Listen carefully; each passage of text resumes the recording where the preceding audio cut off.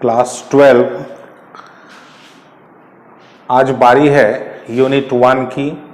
और जैसा आप लोगों को बताया गया था, ये जो पूरा का सप्ताह है, ये पूरा का पूरा सप्ताह यूनिट 1 ही चलेगा, क्योंकि पिछले सप्ताह हम लोगों ने पूरा यूनिट 6 को पढ़ा। ठीक है, कल का वीडियो किसी कारणवश अपलोड नहीं हो पाया, उसकी क्षतिपूर्ति हम लोग आज वाले क्लास में कर लेंगे, इसलिए आज का क्लास थोड़ा लंबा होगा। सॉरी। आप लोगों को याद होगा कि हम लोगों ने इसके पहले यूनिट 1 के न्यूमेरिकल्स नहीं, थ्योरी वाले क्लास में इस शनिवार के पिछले शनिवार, ठीक है, शायद 5 या 6 तारीख था उस दिन, जो हम लोगों ने इसका लास्ट क्लास किया था, इलेक्ट्रिक फील्ड लाइंस यानी विद्युत क्षेत्र की बल रेखाएं। हम लोगों का अंतिम क्लास यूनिट 1 का वही हुआ था। उसके बाद हम लोगों ने एक क्लास संडे को इसका सवाल का जो है हम लोगों ने पढ़ा था। तो यूनिट 1 के थ्योरी का लास्ट क्लास था, आप लोगों को याद आ गया होगा, इलेक्ट्रिक फील्ड लाइंस यानी विद्युत क्षेत्र की बल रेखाएं। हम लोगों ने विद्युत क्षेत्र की बल रेखाएं यानी इलेक्ट्रिक फील्ड लाइंस क्या है, इसके कुछ प्रॉपर्टीज यानी इसके कुछ इंपॉर्टेंट गुणों को हम लोगों ने पढ़ा। उसमें आप लोग याद करें, अंतिम का जो एक गुण आया था वो समझाना बाकी रह गया था। अगर आप लोग कॉपी, उम्मीद है आप लोग कॉपी खोल भी लिए होंगे, नोट तो आप लोग कर ही रहे हैं, अगर नहीं कर रहे हैं तो दुखद है। अगर आप लोग कॉपी को खोल लिए हैं तो सबसे लास्ट में देखेंगे इलेक्ट्रिक फील्ड लाइंस के प्रॉपर्टी में आप लोगों को विद्युत क्षेत्र की बल रेखाओं के गुण में सबसे लास्ट में एक प्रॉपर्टी दिख रहा होगा, मैं उसको रिपीट कर देता हूं। Electric field lines never intersects each other. English medium, Hindi medium में था, विद्युत क्षेत्र की बल रेखाएं एक दूसरे को नहीं काटती। ये तो इंफॉर्मेशन, ये तो हम लोगों ने प्रॉपर्टी पढ़ लिया, लिख लिया, लेकिन इसका रीजन आप लोगों को आज मैं बतला देता हूं। उस क्लास में मैंने कहा था अंत में कि इसका रीजन आप लोगों को नेक्स्ट क्लास में बताया जाएगा। तो अगला क्लास न्यूमेरिकल्स का हो गया, उसके बाद आज हो रहा है यूनिट 1 का। ठीक है, कुछ विद्यार्थी परेशान है, सर यूनिट 1 कब तक चलेगा। यूनिट 1 अब ज्यादा नहीं है, और सरकार का भी कुछ एक हिंट आने लगा है कि सिलेबस में एक बहुत बड़ा जो है वो कटौती किया जाना है। तो इसलिए मेरे ख्याल से कितना कटौती हुआ, क्या कटौती हुआ, आने वाले एक सप्ताह से 10 दिन के अंदर में डिक्लेयर हो जाएंगे। तो जब डिक्लेयर हो जाएंगे उसके बाद हम लोगों की स्पीड जो है वो काफी ज्यादा हो जाएगी, क्योंकि हम लोगों को भी टारगेट पता लग जाएगा। अब जैसे मान लेते हैं, सपोज मैं एक एग्जांपल दे रहा हूं, अभी आज का हम लोगों का टॉपिक है इलेक्ट्रिक फ्लक्स, विद्युत फ्लक्स। मान लेते हैं हम लोगों ने इलेक्ट्रिक फ्लक्स यानी विद्युत फ्लक्स को खूब बढ़िया तरीके से एक क्लास, पूरा बड़ी क्लास लेकर के हम लोगों ने समझ लिया, और जो सरकार का जो गाइडलाइन आया और पता चला कि उससे इलेक्ट्रिक फ्लक्स पूरा गायब ही कर दिया, तब तो आप लोगों को भी अफसोस होगा, मुझे भी अफसोस होगा। ठीक है, इसलिए आप लोग घबराए नहीं, मेरी पैनी नजर जिसको कहते हैं ना, तेज नजर लगी हुई है। जैसे ही इस प्रकार का कोई गाइडलाइन है, उसी हिसाब से मैं आप लोगों के सिलेबस के रफ्तार को चेंज कर दूंगा। एक इंफॉर्मेशन मैं आज के टॉपिक को शुरू करने के पहले आप लोगों को और बतला देता हूं। आज का डेट हो गया 15 सितंबर। जिस विद्यार्थी का एडमिशन सॉफ्टवेयर के थ्रू अगर मान लेते हैं 20 अगस्त को हुआ था, तो उनका 20 सितंबर से बंद हो जाएगा। जिनका 19 अगस्त को हुआ था उनका 19 सितंबर से बंद हो जाएगा। जिनका 21 अगस्त को हुआ था उसका 21 सितंबर से बंद हो जाएगा। आप लोग अपना देख लेंगे कि कब मेरा 1 महीने का कोटा पूरा हो रहा है, बस उस हिसाब से या तो ऑनलाइन या संकल्प आकर के आप लोग अगले महीने के फी को जमा करके सब्सक्रिप्शन जो है वो ले लेंगे। ठीक है, जहां तक संकल्प खुलने का सवाल है,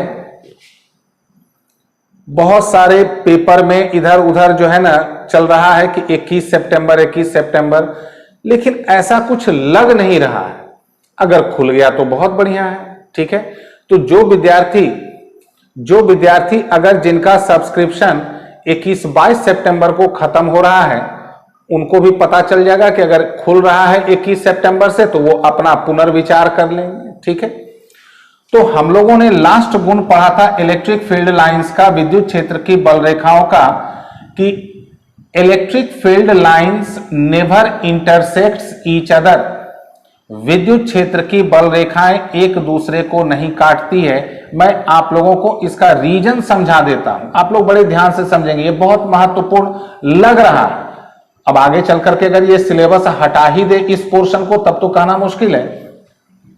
याद होगा कि जैसे ये अगर है इलेक्ट्रिक फील्ड लाइन, विद्युत क्षेत्र की बल रेखा, इस पॉइंट पर अगर हम लोगों को इलेक्ट्रिक फील्ड यानी विद्युत क्षेत्र का डायरेक्शन चाहिए तो डायरेक्शन भी यही बताता है, कौन? इलेक्ट्रिक फील्ड लाइन, विद्युत क्षेत्र की बल रेखा। अगर इलेक्ट्रिक फील्ड लाइन ऐसे कर्व है ना, डायपोल के केस में कर्व होता है, वक्र होता है। अब अगर इस पॉइंट पर पूछ दे बताइए इलेक्ट्रिक फील्ड यानी विद्युत क्षेत्र का डायरेक्शन क्या होगा, तो मैंने बतलाया था आप लोगों को, यहां पर एक टेंजेंट ड्रॉ कर देते हैं यानी स्पर्श रेखा। अगर ये फील्ड लाइन इस तरफ है तो यहां इस जगह पर E का डायरेक्शन हो जाएगा स्पर्श रेखा यानी टेंजेंट ड्रॉ कर दे, ठीक है। अब मैं आप लोगों को समझा रहा हूं कि दो फील्ड लाइन एक दूसरे को क्यों नहीं काटती है। सबसे पहले उसका ये समझें, मान लेते हैं कि ये अगर एक इलेक्ट्रिक फील्ड है, विद्युत क्षेत्र है, तो यकीन माने आप लोग विद्युत क्षेत्र यानी इलेक्ट्रिक फील्ड के अंदर किसी भी पॉइंट पर इलेक्ट्रिक फील्ड यानी विद्युत क्षेत्र का एक ही डायरेक्शन होगा। एक इलेक्ट्रिक फील्ड एक विद्युत क्षेत्र के अंदर किसी भी पॉइंट पर इलेक्ट्रिक फील्ड यानी विद्युत क्षेत्र का एक ही डायरेक्शन होगा। अब जैसे मान लेते हैं यहां से एक फील्ड लाइन ऐसे गुजर रहा है और दूसरा फील्ड लाइन ऐसे गुजर रहा है, तब तो इस पॉइंट पर दो इलेक्ट्रिक फील्ड का दो डायरेक्शन हो जाएगा, विद्युत क्षेत्र की दो दिशाएं हो जाएगी। जबकि मैं फिर आप लोगों को रिपीट कर दूं, एक इलेक्ट्रिक फील्ड एक विद्युत क्षेत्र के अंदर किसी भी पॉइंट पर दो इलेक्ट्रिक फील्ड के डायरेक्शन नहीं हो सकते हैं, यानी विद्युत क्षेत्र की दो दिशाएं नहीं हो सकती है। और अगर दो फील्ड लाइंस यानी दो बल रेखाएं काटती हैं इस तरह से, तब तो इस पॉइंट पर कटान बिंदु, पॉइंट ऑफ इंटरसेक्शन, मैंने रीजन भी लिख दिया था, तो इस पॉइंट पर एक ये भी डायरेक्शन हो जाएगा इलेक्ट्रिक फील्ड यानी विद्युत क्षेत्र का, एक ये भी हो जाएगा, जो कि संभव नहीं है। इसलिए इलेक्ट्रिक फील्ड लाइंस एक दूसरे को, विद्युत क्षेत्र की बल रेखाएं एक दूसरे को कभी भी नहीं काटती। आइए अब आज के टॉपिक पर हम लोग उतरते हैं। अभी तक के हिसाब से तो आज का टॉपिक बड़ा ही इंपॉर्टेंट है। आज के टॉपिक पर उतरने से पहले एक बहुत छोटी सी जानकारी, हम लोग सब मैथमेटिक्स में पढ़ते हैं एरिया यानी क्षेत्रफल। थोड़ा सा यहां मेरे लिए कठिन लग रहा है, अभी जो मैं टॉपिक बताने वाला हूं उसको लेकर के थोड़ा सा मुझे कठिनाई ऑनलाइन प्लेटफॉर्म पर हो रही है। ऑफलाइन में तो चेहरा दिखता है। जरा आप लोग थोड़ा ज्यादा ध्यान से समझेंगे, और मेरा बार बार आप लोगों से रिक्वेस्ट होता है, आप लोग वीडियो को सप्ताह 10 दिन 15 दिन बाद नहीं देखें, उससे कोई फायदा नहीं होगा। आपका फी जो है वो बर्बाद हो रहा है। जैसे अगर आज का वीडियो आज अपलोड हो रहा है तो आज देखें, नहीं तो कल मॉर्निंग में एकदम उसको क्लास की तरह देखें। मोबाइल में वीडियो की तरह नहीं देखें, भले वो वीडियो है लेकिन वो आपका क्लास है, वो आपका फ्यूचर है। हम लोग पढ़ते हैं मैथमेटिक्स में एरिया यानी हिंदी में क्या कहते हैं, क्षेत्रफल। ऐसे तो एरिया या क्षेत्रफल स्केलर क्वांटिटी है यानी अदिश राशि है, इसको डायरेक्शन नहीं होता। लेकिन कुछ खास सिचुएशन में एरिया यानी क्षेत्रफल, अगर हिंदी मीडियम वाले भी थोड़ा कंप्रोमाइज करें, अगर मेरे द्वारा एरिया बोला जाए तो आप लोग समझ लें क्षेत्रफल, इतना तो आप लोगों का इंग्लिश कमजोर नहीं है। तो ऐसे में ये है स्केलर यानी अदिश, इसको डायरेक्शन नहीं होता, लेकिन कुछ खास स्थितियां ऐसी होती हैं, कुछ खास स्थितियां ऐसी होती हैं जिसमें एरिया यानी क्षेत्रफल को डायरेक्शन होता है। अब जैसे मैं आप लोगों को एक दो एग्जाम्पल दे रहा हूं, आप लोग समझने का प्रयास करेंगे। चूंकि आप लोग सामने है नहीं तो इसलिए आप लोगों का रिस्पांस मुझे नहीं मिल पा रहा है, तो आप लोग इसको ऐसे समझेंगे। जैसे मैं एक दो एग्जाम्पल दे रहा हूं कि कब एरिया जो है उसको डायरेक्शन हो जाता है, यानी क्षेत्रफल को कब डायरेक्शन हो जाता है, जरा आप लोग ध्यान से समझेंगे। ये चीज अगर समझ में नहीं आया तो पूरा इलेक्ट्रिक फ्लक्स, फिर उसके बाद है गॉसेस थ्योरम, पूरा चौपट हो जाएगा। मैं एक आप लोगों को एग्जाम्पल दे रहा हूं, आप लोग ध्यान से सुनेंगे। जैसे मान लेते हैं बारिश हो रही है, ठीक है, बारिश हो रही है, समरूप तरीके से यूनिफॉर्मली बारिश हो रही है। आप लोग मान लेते हैं तार को मोड़ करके एक सर्किल यानी वृत्त बना लिए, एक लोहे के तार को मोड़ करके आप लोग एक सर्किल बना लिए यानी वृत्त बना लिए।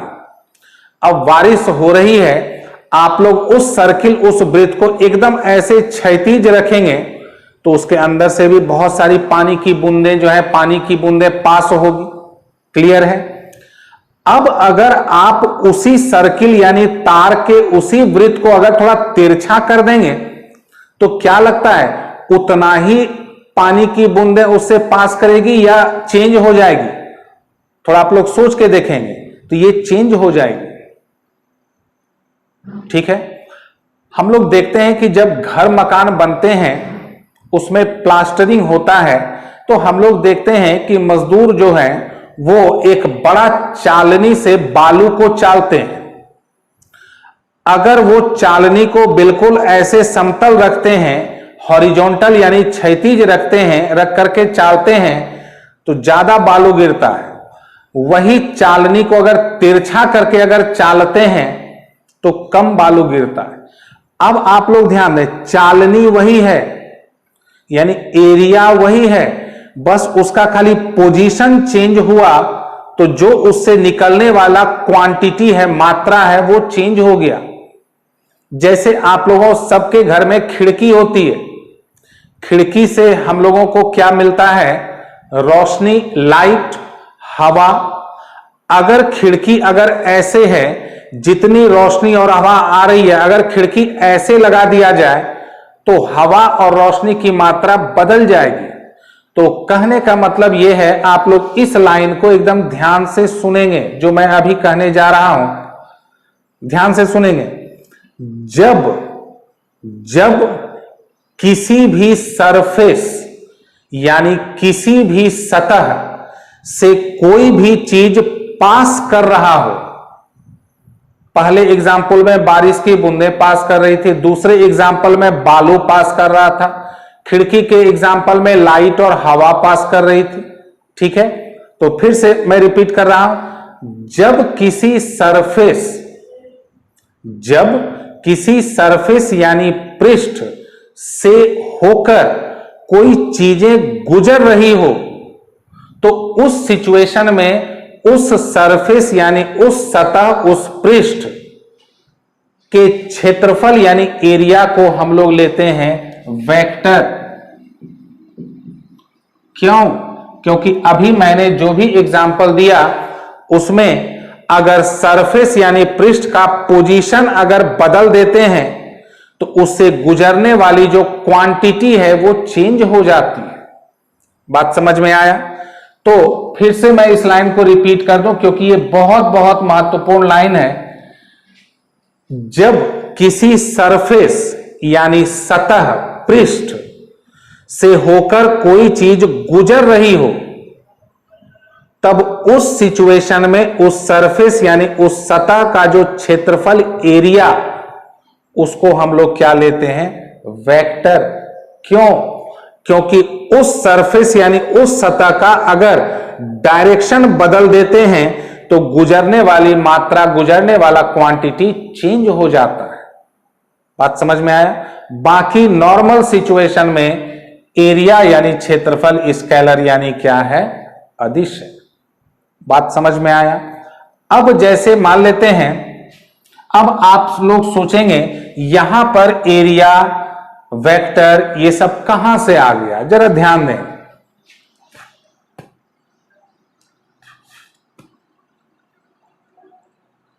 जैसे मान लेते हैं ये एक प्लस क्यू चार्ज है, ठीक है, इसकी फील्ड लाइंस ऐसे हैं, बल रेखा ऐसे, ठीक है। अब अगर इस तरह से इसका फील्ड लाइंस यानी बल रेखा है, तब अगर इसमें एक तार को, लोहा का तार, स्टील वायर, उसको फोल्ड कर दें ऐसे, मोड़ करके, और यहां पर ऐसे रख दिए,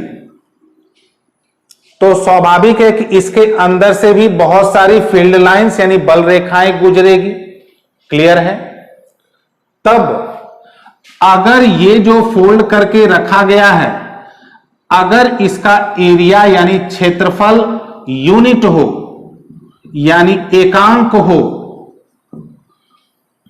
ठीक है, सबसे पहले इस तार को जो मोड़ करके रखा गया, मैं एग्जांपल दे रहा हूं, अगर उसका एरिया यानी क्षेत्रफल यूनिट यानी एकांक हो, तब इसके अंदर से जितनी बल रेखा परपेंडिकुलर निकलेगी, कुछ बल रेखा ऐसे तिरछा भी निकलेगी, तो तिरछा वाला नहीं, जितना परपेंडिकुलर यानी जितनी बल रेखाएं लंबवत निकलेगी, उसी की संख्या को कहते हैं इलेक्ट्रिक फ्लक्स।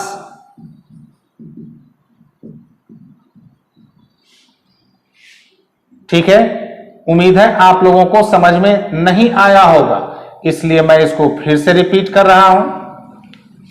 सबसे पहले दो चीज, एक ऐसा हम लोग एरिया ले लें, क्षेत्रफल ले लें जिसका वैल्यू है यूनिट यानी एकांक। अब अगर इस तरह से इलेक्ट्रिक फील्ड यानी विद्युत क्षेत्र में ऐसे बल रेखाएं हैं, फील्ड लाइंस हैं ऐसे, अब इसमें हम लोग एक ऐसा एरिया लेते हैं, एक ऐसा क्षेत्रफल लेते हैं जिसका वैल्यू है यूनिट यानी एकांक, इसको ला करके यहां ऐसे रख दिए। अब मान लेते हैं इसके अंदर से 50 फील्ड लाइंस पास कर रही है, बल रेखा 50 टोटल। उस 50 में कुछ फील्ड लाइंस बल रेखाएं ऐसे तिरछा हैं, तो उस 50 में अगर मान लेते हैं 20 फील्ड लाइंस यानी 20 बल रेखाएं अगर परपेंडिकुलर यानी लंबवत ऐसे निकल रही हैं, 20 ऐसे, तो यही 20 जो फील्ड लाइंस हैं, बल रेखाएं हैं, इसी को हम लोग कहते हैं इलेक्ट्रिक फ्लक्स, और इसको डिनोट करते हैं, ये सिंबल उम्मीद है आप लोगों का जाना पहचाना होगा, फाई, PHI ग्रीक अल्फाबेट है फाई। तो अब हम लोग लिखने का काम शुरू करते हैं, ये तो था समझने का काम। आप लोग अपने अपने कॉपी पर हेडिंग डालेंगे,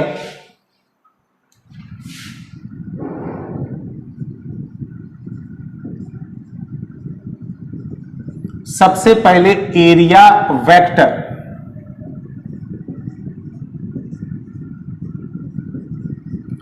the vector representation of the area of any surface is called area vector। तो जब, जैसा मैंने अभी क्या बताया कि जब, फिर से मैं रिपीट कर दे रहा हूं, कि जब कोई सरफेस यानी सतह से कोई भी चीज पास कर रहा हो, उस सिचुएशन में उस सरफेस यानी उस सतह के एरिया को हम लोग वेक्टर लेते हैं। अब एक बड़ा छोटा सा बड़ा महत्वपूर्ण क्वेश्चन, ठीक है, आपने समझाया कि हां एक खिड़की का जो एरिया है उसको वेक्टर ले लेना है, ठीक है। अब खिड़की जो है उसको, उसके एरिया को जब वेक्टर लेना है, मान लेते हैं ये सरफेस है, सतह है, ठीक है, इसका एरिया जितना भी है हम लोगों ने उसको वेक्टर ले लिया, but what will be its direction, उस क्षेत्रफल के सदिश की दिशा क्या होगी। तो डायरेक्शन को भी बड़े ध्यान से आप लोग समझेंगे। अगर यह खिड़की है और अगर प्रकाश यानी लाइट इधर से आ रही है, ऐसे आ रही है, तो इसका डायरेक्शन होगा ऐसे, और अगर लाइट इधर से जा रही है तो इसका डायरेक्शन होगा ऐसे, हमेशा परपेंडिकुलर, लंबवत।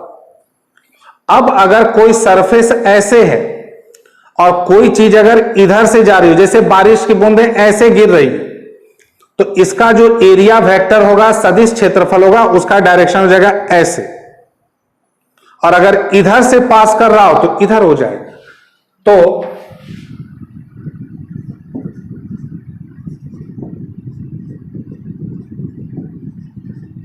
The direction of area vector is normal to the surface. अब हिंदी मीडियम वाले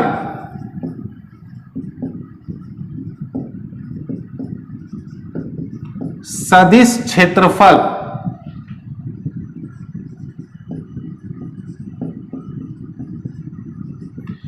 किसी सतह के क्षेत्रफल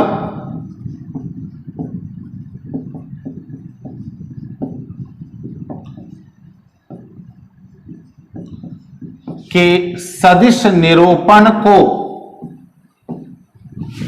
उस सतह का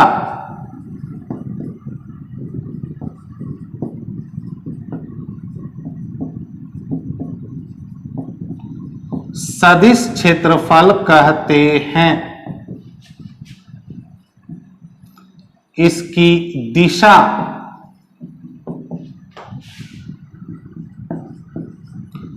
सतह के लंबवत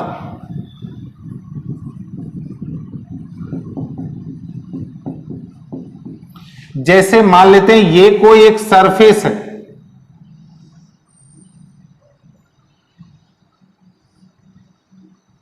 ऐसे हो गया।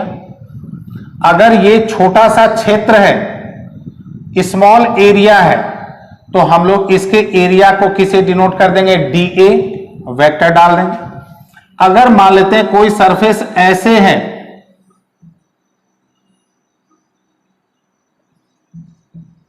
अगर स्मॉल एरिया हो, स्मॉल एरिया नहीं होगा तो DA की जगह पर A लिख देंगे, उसमें कोई टेंशन नहीं, ठीक है। तो उम्मीद है जहां मैं हट रहा हूं वहां आप लोग रोक करके नोट कर लेते हो, ठीक है। अब मैं टॉपिक को आगे बढ़ा रहा हूं।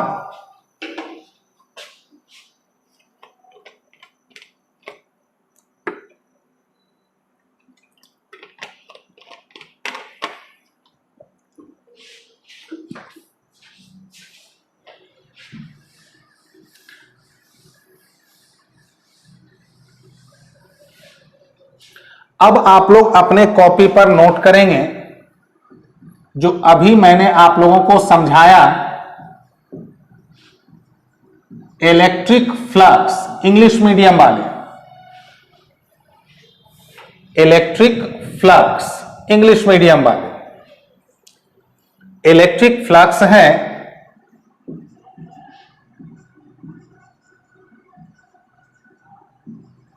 The number of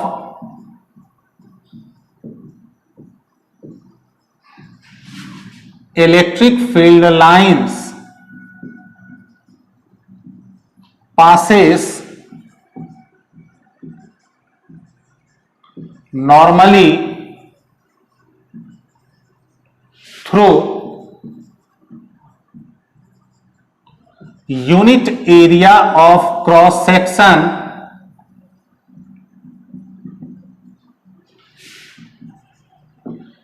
inside electric field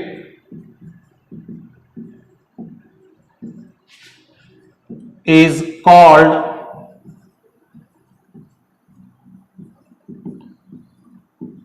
electric flux.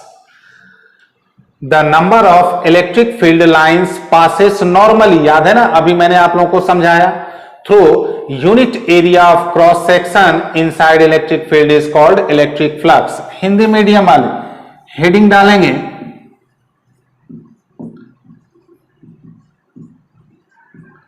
विद्युत फ्लक्स, हिंदी मीडियम वाले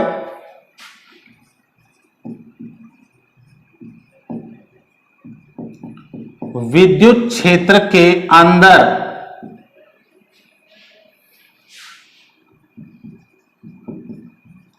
एकांक क्षेत्रफल के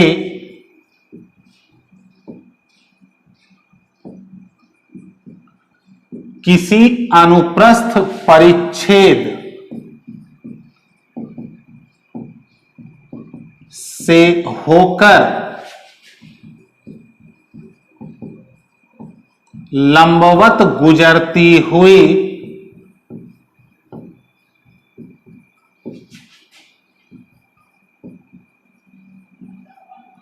विद्युत क्षेत्र की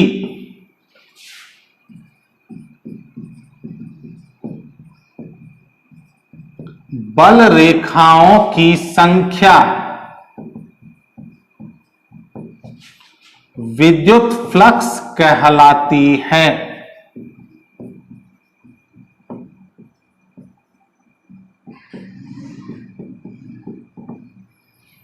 ठीक है, इंग्लिश मीडियम वाले एक लाइन नीचे नोट करेंगे, it is denoted by phi. Hindi medium वाले इसे फाई द्वारा निरूपित किया जाता है।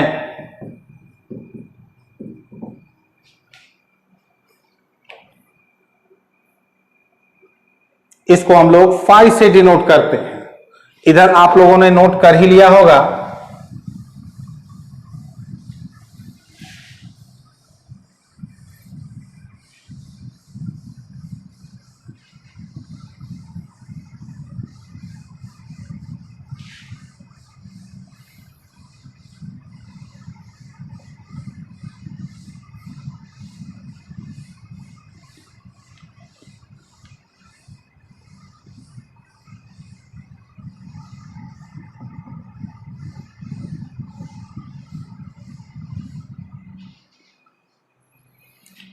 अब आप लोग ध्यान दें, जो अगला मैं समझाने जा रहा हूं, इलेक्ट्रिक फ्लक्स के बारे में हम लोगों ने क्या समझा कि जैसे ये फील्ड लाइंस है यानी बल रेखा है, तो एक बात याद होगा, भले मैं अभी पूरा लाइन से डिनोट कर रहा हूं, लेकिन याद है मैंने इसके पिछले क्लास में क्या समझाया था, फील्ड लाइंस यानी बल रेखा काल्पनिक यानी इमेजिनरी होती है, दिखता नहीं है, ये एक जस्ट इमेजिन है, कल्पना है। तो अब सबसे बड़ा मुद्दा क्या उठ गया कि अभी हम लोगों ने पढ़ा इलेक्ट्रिक फ्लक्स एक यूनिट एरिया यानी एकांक क्षेत्रफल का एक क्रॉस सेक्शन परिच्छेद रख देंगे, उससे जितनी बल रेखा लंबवत निकलेगी यानी जितना फील्ड लाइंस नॉर्मली पास करेगा उसकी संख्या। अब सवाल है, जब ये फील्ड लाइंस दिखता ही नहीं है तो हम लोग इसमें इसको काउंट यानी गिनती कैसे करेंगे कि कितना परपेंडिकुलर लंबवत कितना बल रेखा यानी फील्ड लाइंस पास किया? क्या हम लोग गिनती कर पाएंगे? नहीं। बात समझ में आया? तो ऐसे सिचुएशन में डेफिनेशन यही है, लेकिन इसको जो मेजरमेंट का इसका जो तरीका है, इसको जो हम लोग मापते हैं उसका तरीका थोड़ा अलग है, इसका जो मेजरमेंट है उसका तरीका अलग है।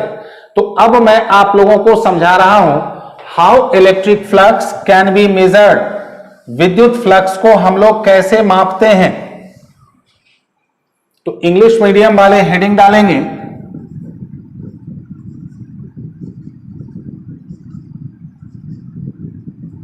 Measurement of electric flux.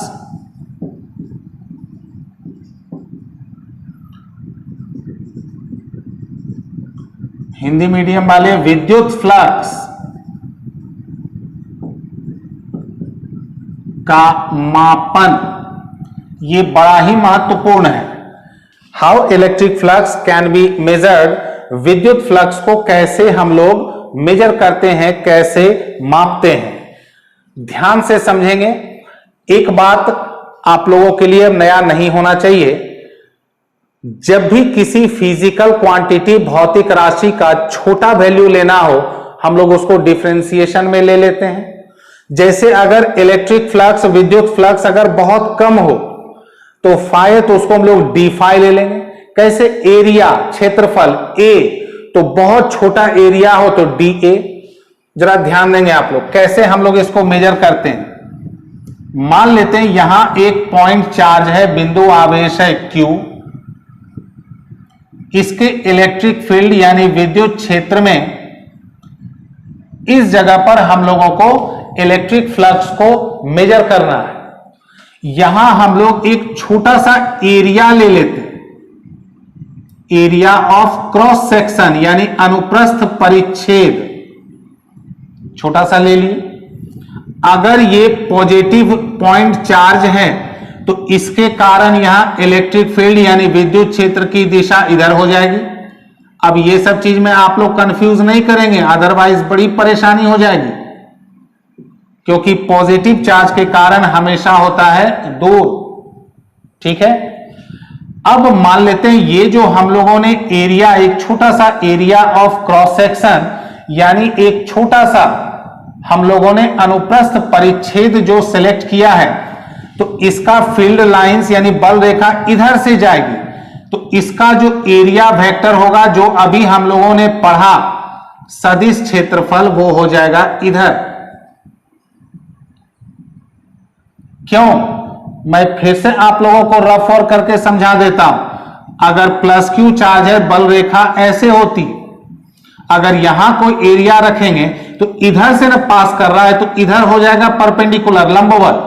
किसका डायरेक्शन, एरिया वेक्टर, सदिश क्षेत्रफल। यही अगर ऐसे रहता और इधर से अगर बल रेखा फील्ड लाइंस पास करती तो इसका डायरेक्शन इधर हो जाता। ठीक है, अब अगर इस दोनों के बीच का एंगल, इलेक्ट्रिक फील्ड, विद्युत क्षेत्र की दिशा, डायरेक्शन, एरिया वेक्टर, सदिश क्षेत्रफल का डायरेक्शन, दोनों के बीच का एंगल हम लोग क्या मान लेते हैं, थीटा। अब मैं आप लोग को बता रहा हूं how electric flux is measured, विद्युत फ्लक्स को कैसे मापते हैं। ध्यान देंगे आप लोग इंग्लिश मीडियम वाले। If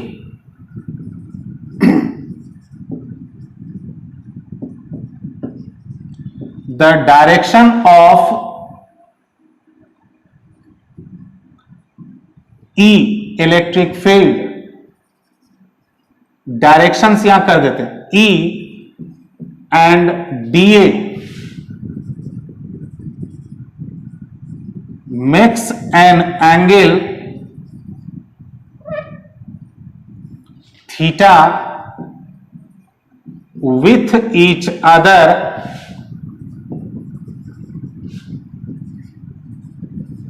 where DA is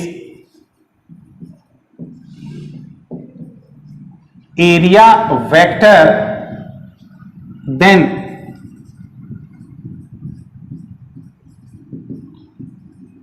electric flux through this area, यानी यदि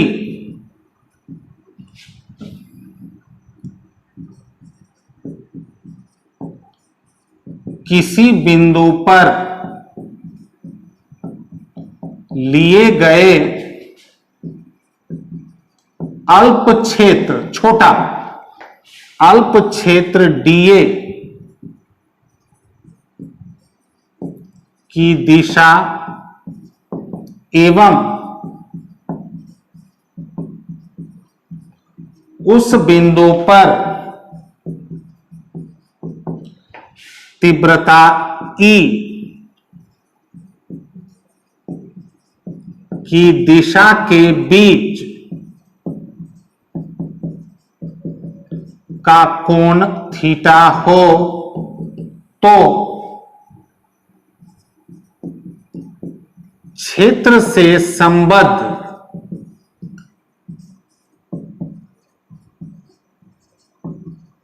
विद्युत फ्लक्स। आप लोग तब तक इसको नोट करें, तब तक मैं इसमें थोड़ा सा इंक डाल देता हूं।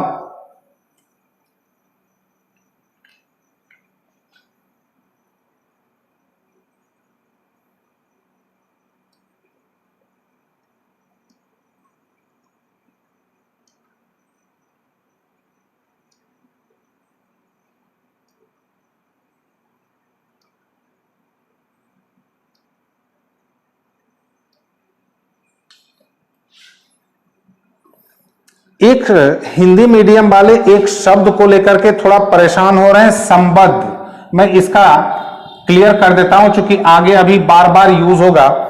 संबद्ध मतलब होता है होकर गुजरती हुई। अब जैसे खिड़की है तो खिड़की से होकर गुजरती हुई प्रकाश, तो हम लोग कहेंगे खिड़की से संबद्ध प्रकाश। ठीक है, अब ध्यान देंगे इसको कैसे हम लोग मेजर करते हैं।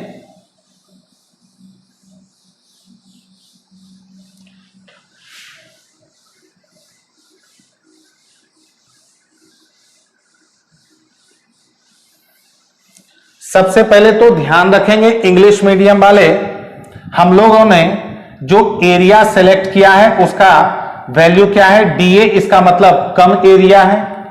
हिंदी मीडियम वाले अल्प क्षेत्र यानी बहुत छोटा। तो जब एरिया बहुत छोटा होगा, क्षेत्रफल बहुत कम होगा, तो उससे गुजरने वाला फ्लक्स भी क्या होगा, कम होगा। तो हम लोग उसको किससे डिनोट करेंगे, डी फाई। उसको हम लोग किससे डिनोट करेंगे, डी फाई। तो डी फाई का फॉर्मूला होता है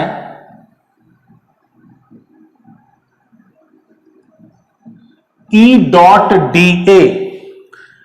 डी फाई का जो मेजरमेंट होता है यानी मेजरमेंट ऑफ इलेक्ट्रिक फ्लक्स, विद्युत फ्लक्स का मापन होता है d phi equals to E dot d A. ये इसका फॉर्मूला है, मेजरमेंट है। मैं आप लोगों को फिर से रिपीट कर दूं, थोड़ा कंफ्यूजन होगा, ठीक है। और अगला जो भी क्लास होगा इसका जब भी आगे बढ़ेगा, मेरी पूरी कोशिश रहेगी कि मैं एक बार आप लोगों को फ्लक्स, इलेक्ट्रिक फ्लक्स को फिर से रिपीट कर दूंगा शॉर्टकट में। तो इलेक्ट्रिक फ्लक्स का ऐसे मेजरमेंट डेफिनेशन से, परिभाषा से नहीं हो सकता है, इसलिए इसका मेजरमेंट का फॉर्मूला दिया गया ई डॉट डी ए। डॉट भी याद होगा, हम लोगों ने पढ़ा था इसको। डॉट प्रोडक्ट यानी स्केलर प्रोडक्ट, बिंदु गुणन, अदिश गुणन जो कहें। अब ए डॉट बी का फॉर्मूला क्या होता है, A B cos theta.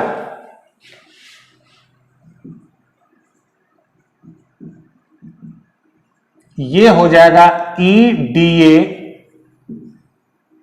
Cos theta. अब एक दो बड़ा इंपॉर्टेंट चीज, सबसे पहले इसका एसआई यूनिट,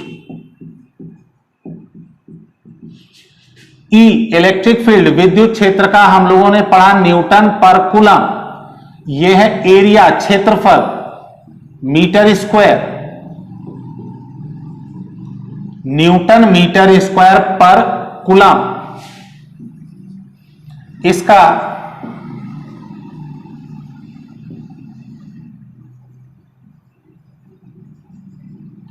डायमेंशनल फॉर्मूला यानी वीमीय सूत्र,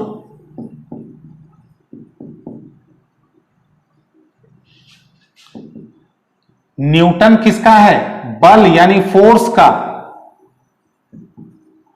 ml T to the power -2 coulomb किसका है? चार्ज यानी आवेश AT। ये मीटर स्क्वायर क्षेत्रफल एरिया L स्क्वायर। अब जरा सबको मिला दें, M L into L square L cube. ये T ऊपर जाएगा तो T पर पावर -1 और यहां -2, और A ऊपर जाएगा तो A टू द पावर -1, और ये डॉट प्रोडक्ट है तो यह कैसा क्वांटिटी हो जाएगा? Scalar quantity.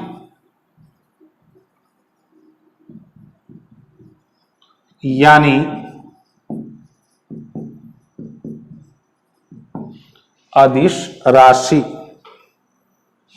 ठीक है, उम्मीद है आप लोगों को थोड़ा बहुत इलेक्ट्रिक फ्लक्स एरिया वेक्टर समझ में आ गया होगा। मेरा भी मानना है कि ये थोड़ा सा टफ यानी कठिन हिस्सा है, तो आज तो ये एक बार मैंने अपनी तरफ से तो पूरी कोशिश की कि इसको समझा दिया जाए। थोड़ी बहुत कसर रह गई हो, मैं उसको कल वाले वीडियो में एक बार फटाफट इसको रिपीट मार के हम लोग इसको आगे बढ़ाएंगे। आगे हम लोगों का जो टॉपिक आएगा वो है गॉसेस थ्योरम यानी गॉस का प्रमेय। क्लियर है? तो कल किसी कारणवश वीडियो नहीं आ पाया था, इसलिए मैंने आज के वीडियो को थोड़ा लंबा कर दिया जहां तक हो सका। कल का भी वीडियो जो आप लोगों तक आएगा, कल का वीडियो मेरे ख्याल से करीब 45 मिनट का वीडियो आएगा आप लोगों को। उस हिसाब से आप लोग अपने अपने डाटा को मैनेज करके रखेंगे। ठीक है, thank you very much to all.